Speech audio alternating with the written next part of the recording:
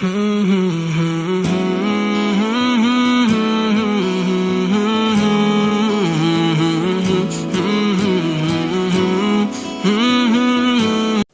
مکہ وجود باری کا انکار نہیں کرتے تھے، یعنی اللہ کے وجود کے منکر نہیں تھے، وہ بتوں کو ساتھ شریک کرتے تھے۔ وہ کہتے تھے کہ اللہ موجود ہے، کار ساز حقیقی ہے، لیکن یہ بت بھی اس کے ساتھ کاموں میں شریک ہیں۔ اس وجہ سے وہ مشرک ہوئے۔ اس کی ذات میں یا اس کی صفات میں کسی کو شریک مانا جائے تو بندہ مشرک ہو جاتا ہے، کافر ہو جاتا ہے۔ دوسرا، وہ رسالت کے منکر نہیں تھے، نفس رسالت کے، کہ رسول نہیں ہوا کرتے۔ وہ کہتے رسول ہوا کرتے ہیں، آیا کرتے ہیں، ماضی میں بھی آئے ہیں، اب بھی آ سکتے ہیں، لیکن آپ نہیں ہو۔ تو رسالت کے منکر نہیں تھے، انتساب کے منکر تھے۔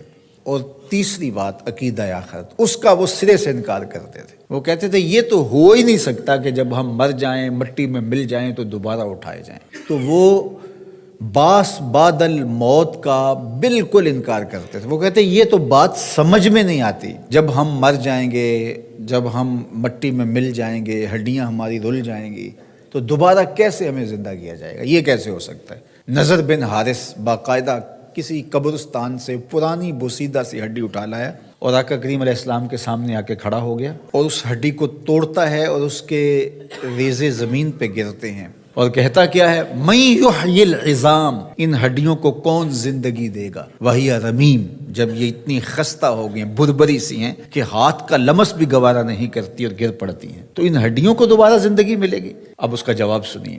اللہ اکبر، رب کا کلام تو پھر رب کا کلام ہے۔ کل، اے محبوب فرما دیجئے، یحییھا الذی انشأھا اول مرہ وہو بکل خلق علیم۔ جب یہ ہڈیاں نہیں تھیں، اب تو ہڈیاں ہیں، اب تو میٹیریل موجود ہے، بکھر گیا ہے، ٹوٹ گیا ہے۔ جب یہ ہڈیاں بھی نہیں تھیں، اس وقت جس رب نے انسان کو بنایا تھا، وہ ہڈیوں کو جوڑ کے بھی بنا لے گا۔ ذرا غور کیجئے، دلیل کی کاٹ دیکھیے، دلیل کا رنگ اور آہنگ دیکھیے۔ یہ تو کہتے ہیں ان ٹوٹی ہوئی ہڈیوں کو کون جوڑے گا؟ کون ان کو دوبارہ زندگی دے گا؟ یہ سوال وہ پوچھ رہا ہے، وَضَرَبَ لَنَا مَثَلًا، مثالیں کہاوتیں وہ بنا رہا ہے، وَنَسِیَ خَلْقَ، جو اپنی تخلیق کو بھولا ہوا ہے، جس کو یہ یاد ہی نہیں ہے کہ میں کون ہوں۔ ننھی بوند سے میری تخلیق ہوئی، اور پھر ہڈیاں بھی بنی، گوشت بھی چڑھا، اور پھر جو ہے وہ روح بھی پھونکی گئی۔ اگر یہ اپنی تخلیق پہ غور کرتا جو ہڈی اٹھا کے لایا ہے، تو یہ سوال ہی نہ کر پاتا کہ یہ کہاں تھا اور یہ کیسے آیا۔ تو وہ ڈٹ کے انکار کرتے تھے عقیدہ آخرت کا۔ تو یہ شروع سے رہا ہے، لوگ عقیدہ آخرت کا انکار کرتے ہیں۔ آج بھی بہت سارے لوگ عقیدتاً آخرت کا انکار کرتے ہیں، عملاً اور رویتاً بہت سارے لوگ انکار کرتے ہیں۔ جو آخرت کو فراموش کر بیٹھتا ہے اور دنیا کو ہی سب کچھ سمجھتا ہے اور آخرت کی بالکل تیاری نہیں کرتا، وہ بھی آخرت کو فراموش کیے ہوئے ہے۔ اللہ اکبر۔ تو اللہ تعالیٰ جل شانہ نے اپنے پیغمبر کے ذریعے سے اس تیقن کو کس طرح لوگوں کے سامنے پیش کیا۔ جب ابراہیم علیہ السلام نے کہا رب ارنی کیف تحیی الموتى، مالک میں دیکھنا چاہتا ہوں کہ تو مردوں کو زندہ کیسے کرتا ہے۔ قال اولم تؤمن، کہا کہ تجھے یقین نہیں؟ قال بلی، مالک کیوں نہیں؟ ولکن لیطمئن قلبی، لیکن میں چاہتا ہوں کہ دل میں اطمینان اور زیادہ پیدا ہو جائے، یقین کی اور پختگی نصیب ہو جائے۔ قال فخذ اربعۃ من الطیر، کہا 4 پرندے پکڑ لو، فصرہن الیک، اور ان کو اپنے ساتھ مانوس کر لو، پھر ان کو ذبح کرو، ٹکڑے کرو، گوشت بناؤ، قیمہ کرو، اور مکس کر کے مختلف پہاڑوں پہ ڈال دو۔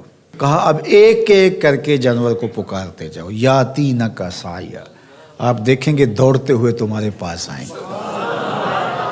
اب کسی کی ٹانگ کا قیمہ اس پہاڑ پہ ہے، کسی کی گردن کا قیمہ اس پہاڑ پہ ہے، کسی کے پروں کا قیمہ اس پہاڑ پہ ہے، کسی کے پیٹ کا قیمہ اس پہاڑ پہ ہے، لیکن جس جانور کو پکارا ادھر ادھر سے اس کے اجزاء نکلے، جڑے، اور وہ دوڑتے ہوئے جناب ابراہیم کی خدمت میں پہنچے۔